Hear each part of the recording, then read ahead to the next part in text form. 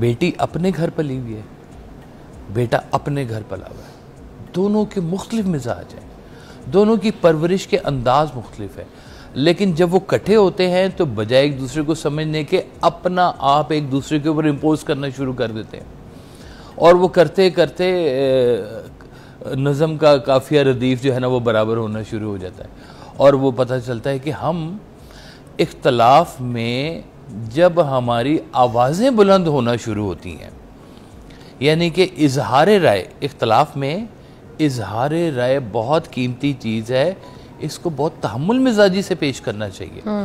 مولانا روم کہتے ہیں کہ اپنی آواز نہ اونچی کیا کرو، اپنے دلائل اونچے کیا کرو، یعنی کہ بحث کرنے کے درمیان یہ بات بھی ایک بڑی ضروری ہے، دلائل جو وزن میں بھاری ہوں، جو دلائل کے دلیل ہے یہ میری، لاجک ہے یہ میری، یہ اس لاجک کو میں نے ایسے پیش کیا۔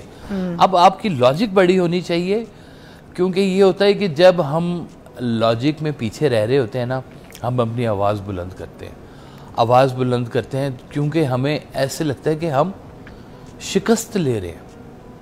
سرکار ویسے صاحب کا ایک اور بڑا خوبصورت فکرہ آپ فرماتے ہیں کہ بحث ہار جاؤ، دوست جیت لو۔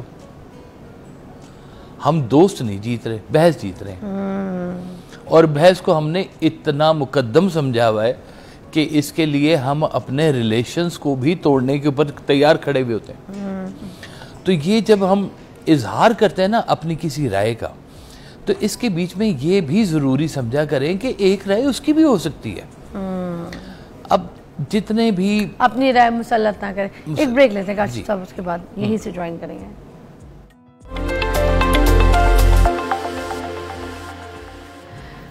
اچھا، اختلاف رائے کے اوپر بات کر رہے ہیں، یہ ہمارا آج کا موضوع ہے، اور کاشف صاحب ہمارے ساتھ موجود ہے۔ اچھا، اختلاف رائے کے بیچ میں جو آپ نے یہاں پہ چھوڑا تھا کہ ہم رشتہ چھوڑ دیں گے، مگر جو ہمارا ایک بحث ہے وہ نہیں چھوڑیں گے۔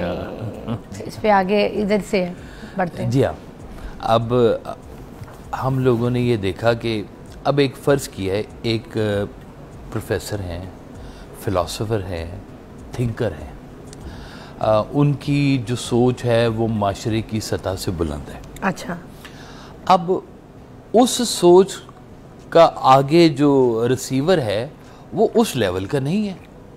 جیسے استاد بچوں کو پڑھاتا ہے، استاد کا لیول بہت بلند ہوتا ہے، اس کا وزڈم، اس کا ویژن بہت بلند ہوتا ہے، بچے ابھی چھوٹے ہوتے ہیں۔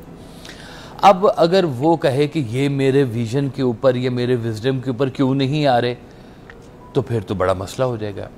آپ کو ان کے لیول پہ جا کے بات سمجھانی پڑتی ہے۔ اچھا استاد کیا ہوتا ہے کہ جو شاگرد کے لیول پہ جا کے اس کو سمجھائے کہ میاں اس کو ایسے کر لو، یہ ایسے ہو جائے۔ ہم لوگ اپنی انا کے چکر میں اپنے اس علم کا جو زوم ہے ہمارے اندر، زوم ہی کہنا چاہیے، کہ اس علم کے زوم کے اوپر ہم دوسرے کو نیچا دکھانا چاہتے ہیں۔ وہ علم، وہ طاقت گمراہی پیدا کرے گی جو دوسرے کو نیچا دکھانے کے لیے۔ تو یہ اب دیکھیں، اختلاف رائے تو کویشچن کرنا بھی ہے کہ میں یہ